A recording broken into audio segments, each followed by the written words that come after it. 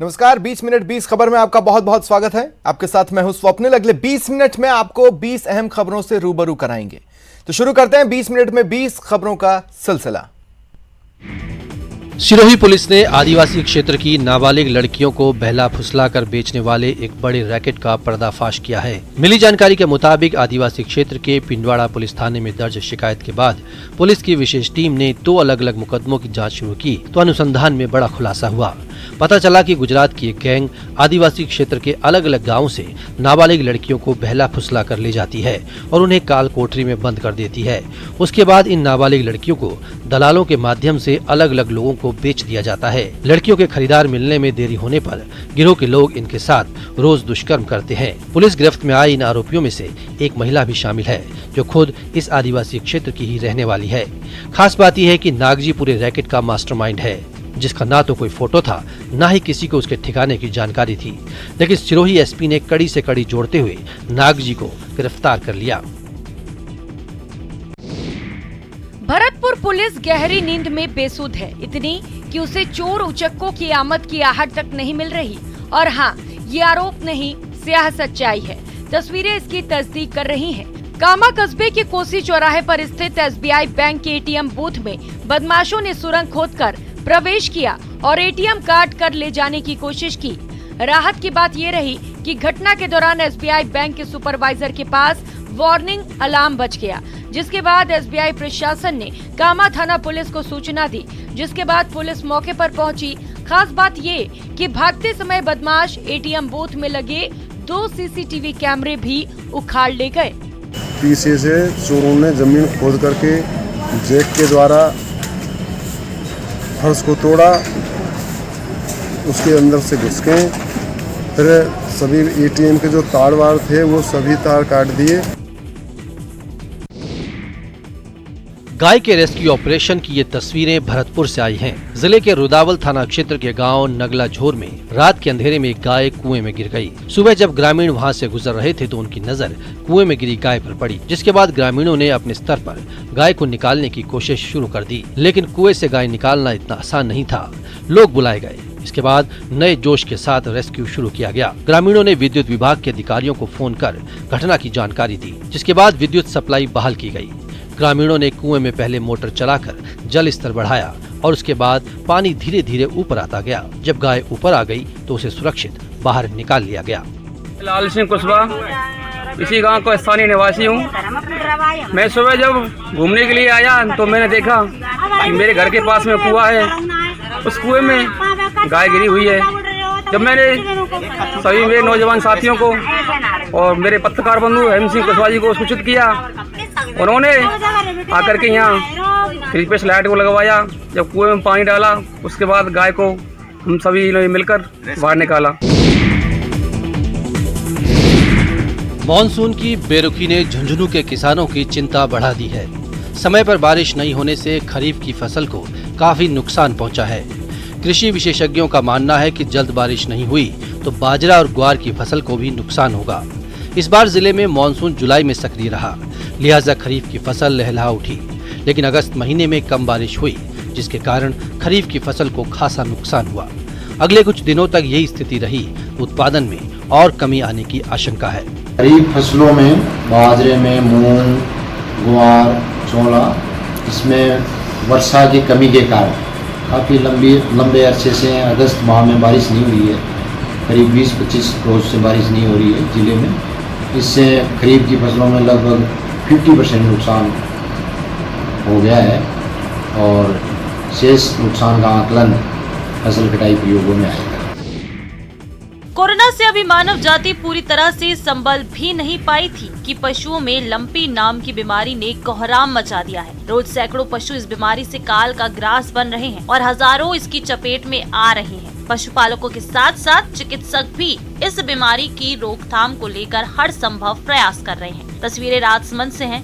जिले में लंपी बीमारी से कई गायों की मौत हो चुकी है। ऐसे में पशु चिकित्सकों के हड़ताल पर जाने से ये रोग बड़े पैमाने पर फैल गया है। लंपी से मर रही गायों को बचाने के लिए युवाओं ने गौवंश को इस बीमारी से बचाने की ठानी है। जिले के कई गाँव में युवाओं ने गायों को हल्दी, नींबू, गुड़, काली मिर्च, लौंग के लड्डू बनाकर गायों को खिलाए हैं। बीमार गायों को नीम के पत्तों को उबालकर उससे नहलाने की सलाह भी दी जा रही है। से हमें लक्षण दिखे, हमने हाइपोक्लोराइड और फटकड़ी का मिश्रण करके और जिन जिन गायों में ये बीमारी थी उन गायों पे हमने ये छिड़काव किया है, जिससे काफ़ी सारी गायें रिकवर भी हुई है।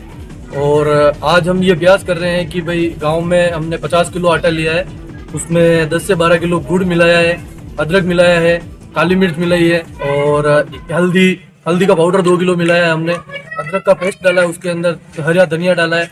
उस पेस्ट से हमने रोटियां तैयार की ताकि सारी गांव में जितनी भी गायें हैं हर घर में हम उनको खिला सके। गंगा के विकराल रूप ने बिहार के कई जिले को तबाह कर दिया है। लखीसराय में भी बाढ़ से लोगों का हाल बेहाल है। गंगा के बढ़ रहे जलस्तर से पिपरिया और बढ़िया प्रखंड के कई इलाकों में बाढ़ का पानी घुस गया है। बढ़िया से कुटहा, लाल दियारा, चेतन टोला समेत कई गाँव जाने वाली मुख्य सड़क जलमग्न हो गई है। बाढ़ के पानी से सबसे ज्यादा परेशानी किसान को हो रही है, क्योंकि किसान की कई एकड़ में लगी फसल डूब चुकी है।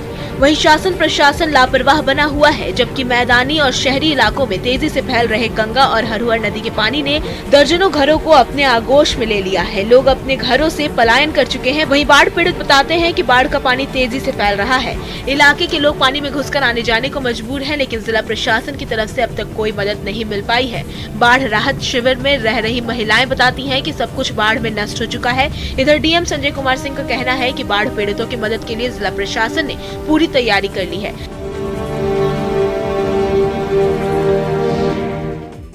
लगातार हो रही बारिश के कारण रजरप्पा स्थित मां छिन्नमस्तिके मंदिर से सटे दामोदर भैरवी नदियां पूरे उफान पर हैं। भैरवी नदी में बने छिलका पुल के ऊपर से पानी जा रहा है। शनिवार सुबह छिलका पुल को पार करने के दौरान गोला के पिपराजरा गांव के संतोष कुमार नाम का व्यक्ति पानी में बह गया, जिसका लोगों ने वीडियो भी बनाया है, जो अब तेजी से सोशल मीडिया पर वायरल होने लगा है। पानी का बहाव इतना तेज था कि किसी ने बहते व्यक्ति को बचाने की कोशिश तक नहीं की। बहते हुए व्यक्ति को बचाने की बजाय लोग उसका वीडियो बनाने में मशगूल रहे। देखते ही देखते वो पार्वती नदी की तेज धारा के साथ दामोदर नदी में बह गया। इधर भैरवी नदी में उफान आने के बाद छिलका पुल पूरी तरह से डूब गया है। नदी किनारे बनी पास की कई दुकानें इसमें समा गई हैं। गोला से रजरप्पा मंदिर जाने का रास्ता फिलहाल बंद है। मंदिर न्यास समिति और प्रशासन ने लोगों के नदी किनारे जाने पर कड़ी रोक लगा कर रखी है।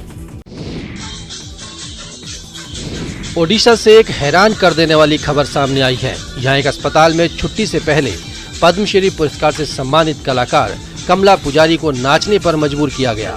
अब परजा आदिवासी समुदाय के लोग इसके विरोध में आ गए हैं और एक महिला सामाजिक कार्यकर्ता के खिलाफ कार्रवाई की मांग कर रहे हैं। सोशल मीडिया पर एक वीडियो वायरल हो रहा है, जिसमें 70 साल की महिला सरकारी अस्पताल के आईसीयू में डांस करती नजर आ रही है। सोशल वर्कर भी उनके साथ डांस करती दिखी और बैकग्राउंड में म्यूजिक बज रहा था।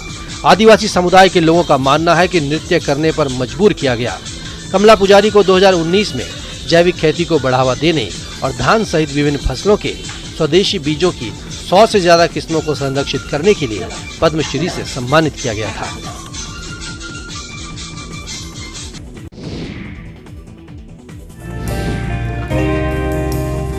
जमुई के सुदूर गांव में एक महादलित युवक अपनी शारीरिक अपंगता को भुलाकर कुछ अलग कर गुजरने के लिए शिक्षा का अलख जगा रहा है। सिकंदरा प्रखंड के घुरमुरिया गांव के रामजी मांझी अब हौसले के दम पर नई इबारत लिख रहे हैं। रामजी मांझी दोनों पैरों से दिव्यांग हैं। बीते 16 साल से गांव के बच्चों को मुफ्त में शिक्षा दे रही हैं। शारीरिक लाचारी के बावजूद खुद के बल पर गरीब महादलित परिवार के रामजी मांझी 10वीं तक की पढ़ाई कर चुके हैं। गरीबी की वजह से वो आगे तो नहीं बढ़ सके, लेकिन गांव के बच्चों को पढ़ाकर जरूर एक नजीर पेश कर रही हैं। उसकी इच्छा थी कि वो शिक्षक बने। इसी वजह से करीब 1.5 दशक से भी अधिक समय से गांव के बच्चों को मुफ्त में शिक्षा देते आ रही हैं, जिसका असर भी हुआ। जिस महादलित गांव में शिक्षा थी ही नहीं, वहां अब लोग पढ़ने लिखने लगे हैं। बचपन में पोलियो के कारण अपना दोनों पैर गंवा चुके रामजी मांझी की क्लास उनकी झोपड़ी में लगती है, जहाँ दर्जनों बच्चे हर दिन मुफ्त में शिक्षा पाते हैं।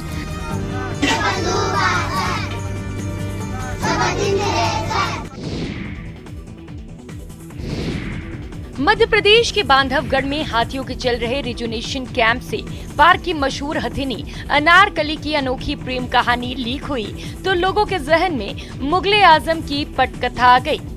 मसला वन्य जीवों के बीच होने से लोग चटखारे लेकर इसे सुनने लगे और देखते ही देखते ये चर्चा का विषय बन गई।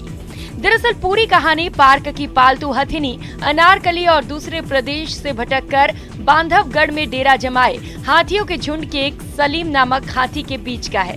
दोनों कई बार गायब भी हो चुके हैं। चूंकि मसला दो अलग अलग परिवारों का है, यानी एक पार्क का पालतू कुनबा है तो दूसरा बाहरी यानी जंगली हाथी जिसका मिलन संभव नहीं है, लिहाजा कई बार पार्क प्रबंधन भी परेशान हो जाता है। हालात ये बनते हैं कि प्रेमी सलीम के साथ भागी अनारकली को वापस कैंप में लाने के लिए कड़ी मशक्कत करनी पड़ती है। दोनों के बीच लगाव का आलम यह है कि सलीम रिजुनेशन कैंप में घुसकर अनारकली को ले जाने की कोशिश कर चुका है। पार्क प्रबंधन की माने तो विपरीत लिंग के बीच स्वाभाविक आकर्षण का विषय है। क्या आप भी प्यार में धोखा खाए हैं? अगर हाँ तो एक चाय की टपरी बेवफा चाय वाला कुछ हद तक आपकी समस्या का समाधान कर सकती है। यूं तो चाय दुकान के कई नामों को आपने गौर से देखा होगा, लेकिन कभी कभी चाय का स्वाद नहीं बल्कि दुकान का नाम ही चाय पीने वालों को चाय की दुकान की ओर खींच लाता है। बिल्कुल ऐसी ही चाय की दुकान देखने को मिलेगी आपको कसडोल से बलौदा बाजार सड़क पर। उस दुकान का नाम है बेवफा चाय वाला। दुकान के संचालक कमलेश धृत लहरे हैं।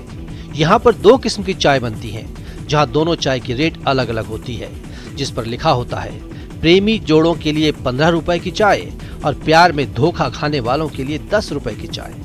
दुकान के संचालक कमलेश बताते हैं कि मैंने प्यार में धोखा खाया था, इसलिए मैंने चाय की अलग अलग रेट रखी है। बता दें कि रोजाना दुकान में सैकड़ों लोग चाय पीने आते हैं। दुकान संचालक बताते हैं कि रोजाना 500 रुपए से ज्यादा की कमाई चाय से हो जाती है। प्यार में धोखा खाए इसलिए। प्यार में कब धोखा खाए? प्यार में धोखा खाए 2 साल हो गए। तो 2 साल पहले आपकी चाय की टपरी? 2 साल पहले नहीं, 1 साल हुआ है मेरे चाय की टपरी को। 2 साल हो गया था मुझे प्यार में धोखा खाए हुए, पर मैं कुछ कर नहीं पा रहा था। फिर जाकर बहुत सोचने के बाद मैं सोचा कि कुछ मैं करूंगा ऐसा कहकर, फिर उसके बाद मैं चाय का टपरी खोला हूँ। पूरे विश्व में उत्तराखंड देवभूमि के तौर पर अपनी पुख्ता पहचान रखता है, लेकिन नेपाल सीमा से लगा चंपावत जिले का झूमा देवी का मंदिर निसंतान दंपतियों को संतान सुख देने के लिए जाना जाता है। मां झूमा देवी की ममता, श्रद्धा, आस्था ऐसी है कि सैकड़ों की संख्या में निसंतान महिलाएं मां की शरण ग्रहण करती हैं। आपकी टीवी स्क्रीन पर नजर आ रही तस्वीरें चंपावत के लोहा घाट की हैं, जहां झूमा देवी महोत्सव का आगाज हो गया है। चंपावत में चंद राजाओं के स्थापित बालेश्वर और लोहा घाट की ऊंची छोटी झूमा में हो रहे धार्मिक महोत्सव न सिर्फ पहाड़ की संस्कृति को आज भी जोड़े हुए हैं, बल्कि नई पीढ़ी को भी उनसे जोड़ रही हैं। चमोली में इन दिनों नंदाष्टमी की धूम है। जगह जगह महानंदा की विशेष पूजा अर्चना की जा रही है। हर वर्ष भादो माह में पहाड़ वासियों की आराध्य मां नंदा की पूजा अर्चना की जाती है। जब खेतों में धान मंडुआ की फसल तैयार होने लगती है, तब उसका प्रथम भोग मां नंदा को लगाया जाता है। मेलों के माध्यम से, जागरण के माध्यम से मां को प्रसन्न किया जाता है।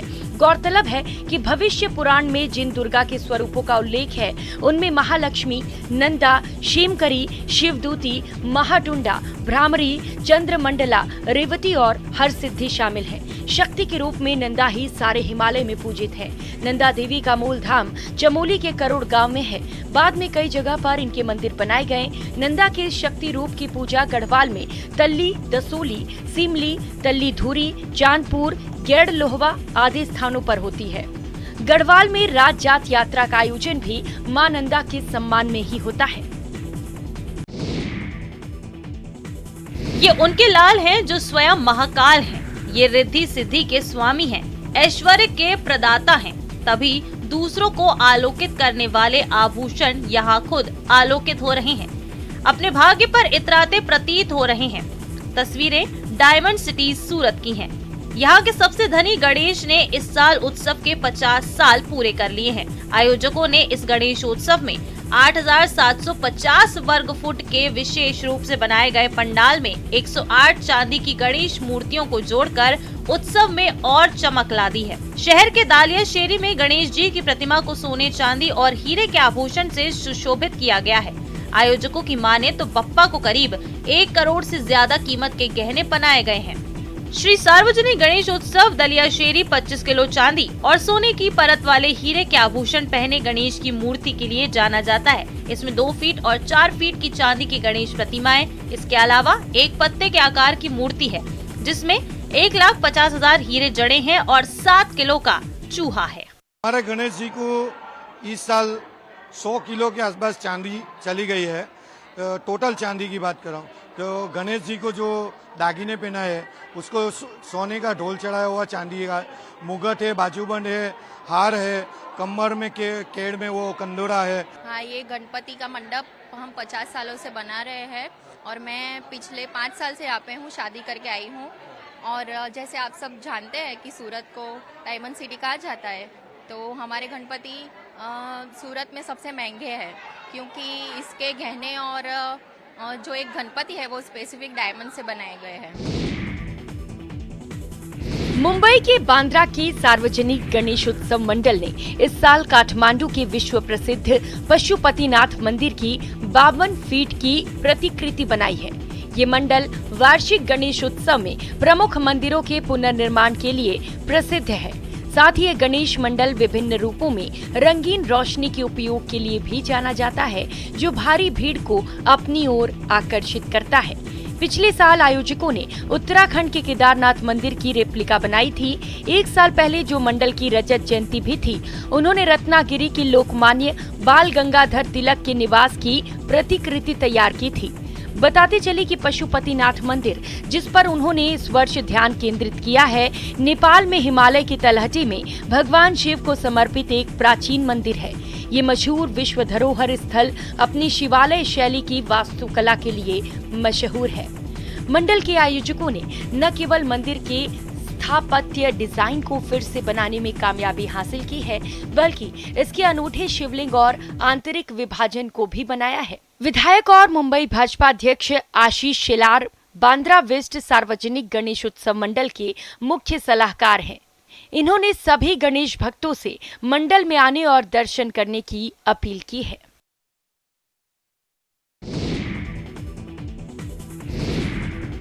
ये है मन्नतों के राजा लाल बाग चा राजा। यहाँ भक्तों का सैलाब उमड़ता है। आपकी टीवी स्क्रीन पर नजर आ रही तस्वीरें मुंबई के लाल बाग चा राजा की हैं। गणेश उत्सव पर लाल बाग के राजा के दर्शन के लिए भक्तों की लंबी कतारें लग रही हैं। अभिनेत्री शमिता शेट्टी और निर्माता निर्देशक मधुर भंडारकर लाल बाग के राजा के दर्शन के लिए पहुंचे। लाल बाग के राजा को नवसाचा गणपति भी कहा जाता है। लाल बाग चा राजा सार्वजनिक गणेश मंडल 1934 से गणेश प्रतिमा स्थापित कर रहा है। वैसे तो पूरी दुनिया में गणेश उत्सव मनाया जाता है, लेकिन महाराष्ट्र में मनाए जाने वाले गणेशोत्सव की बात ही निराली है। तस्वीरें हिमाचल प्रदेश में स्थित चंबा जिले के विश्व विख्यात मणि महेश यात्रा के शाही स्नान की हैं। कोरोना काल के चलते 2 साल के अंतराल के बाद इस बार मणि महेश यात्रा में हजारों की संख्या में लोगों की भीड़ देखने को मिली। हालांकि इस बार मौसम की खराबी की वजह से श्रद्धालुओं को काफी दिक्कतों का सामना भी करना पड़ा, लेकिन उसके बावजूद श्रद्धालुओं ने बड़े ही भक्ति भाव से मणि महेश यात्रा में भाग लिया। जन्माष्टमी के ठीक 15 दिन के बाद राधा अष्टमी को शाही स्नान होता है। शुक्रवार दोपहर 2 बजे डल झील की परिक्रमा के बाद शिव चेलों ने डल झील को जब तोड़ा तो उस समय ये नजारा देखते ही बनता था। जिस समय शिव चेलों ने डल झील में प्रवेश किया, उस समय कई श्रद्धालुओं ने उन्हें कंधों पर उठा लिया और डल झील को पार कराया। उस समय पूरा कैलाश पर्वत हर हर महादेव के जयकारों से गूंज उठा। तो पर्वतों की बेटी होने से पार्वती नाम पड़ा उन्होंने। तो माता जी ने यहाँ आके गौरी कुंड में मन से तपस्या की है और माँ भगवान शंकर को मन से प्रसन्न किया। तो ये माता के मन के मेष है, इसलिए ये मणि महेश यात्रा मानी गई है। कुछ कर गुजरने का जज्बा हो तो ऊंचाइयां भी छोटी लगने लगती हैं। उस पर भी जब देश का नाम ऊंचा करने की बात हो तो रगों में दौड़ रहा लहू कुछ ज्यादा ही तेज हो जाता है। यकीन नहीं तो राजसमंद के नाथद्वारा के रहने वाले प्रिंकेश जैन को देखिए। प्रिंकेश जैन ने माउंट कनामो पर तिरंगा लहराकर विश्व कीर्तिमान बना दिया। हिमाचल प्रदेश के लाहौल स्पीति जिले में कनामो चोटी स्थित है, जहां ऑक्सीजन की बेहद कमी है और इस चोटी को फतेह करना बेहद मुश्किल समझा जाता है। ऐसी जगह पर 10 किलो का झंडा ले जाना और विश्व कीर्तिमान बनाना प्रिंकेश की बहादुरी और जिंदादिली को दिखाता है। प्रिंकेश जैन का कहना है कि पहाड़ों पर चढ़ना, एक्सप्लोर करना, नए नए एडवेंचर करना उनका शौक रहा है, जिसके चलते उन्होंने पहले भी कई कीर्तिमान स्थापित किए हैं। पर ये कीर्तिमान इसलिए विशेष है क्योंकि आजादी के अमृत महोत्सव को ध्यान में रखते हुए माँ भारती के झंडे को उन्होंने शीर्ष पर फहराया। मैंने माउंट करनामू पे राष्ट्रीय ध्वज 328 फीट बड़े और 100 मीटर लंबे राष्ट्रीय ध्वज को हमने फहरा के विश्व रिकॉर्ड एक हासिल किया है, जिसका वजन करीबन 10 किलो 200 ग्राम था। उसको हम 5,974 मीटर हाइट पे लेके गए हैं, जो कि ऑलमोस्ट 19,800 मीटर फीट होता है। ये सार्वदेशिक और सार्वकालिक विचारों की स्वीकार्यता का उत्सव है। तस्वीरें मेक्सिको सिटी की है। लोकसभा अध्यक्ष ओम बिरला ने शनिवार को मेक्सिको में स्वामी विवेकानंद की एक प्रतिमा का अनावरण किया। इस दौरान उन्होंने कहा कि मानवता के लिए उनकी शिक्षा भौगोलिक बाधाओं और समय से परे है। ओम बिरला ने ट्वीट कर कहा कि मेक्सिको में स्वामी विवेकानंद की एक प्रतिमा का अनावरण करने के लिए सम्मानित किया गया। लैटिन अमेरिका में स्वामी जी की ये पहली प्रतिमा है। ये प्रतिमा लोगों के लिए, विशेष रूप से क्षेत्र के युवाओं के लिए प्रयास करने और परिवर्तन लाने के लिए प्रेरणा का स्रोत साबित होगी और वो अपने देश को नए शिखर पर ले जाएंगे। आपको बताते चलें कि ओम बिरला मेक्सिको में भारतीय संसदीय प्रतिनिधिमंडल का नेतृत्व कर रहे हैं। उन्होंने एक अन्य ट्वीट में कहा कि मानवता के लिए स्वामी जी का संदेश और शिक्षाएं भौगोलिक बाधाओं और समय से परे है। उनका संदेश पूरी मानवता के लिए है। आपको बताते चलें कि मेक्सिको पहला देश था जिसने 1947 में भारत को एक स्वतंत्र देश के रूप में मान्यता दी थी।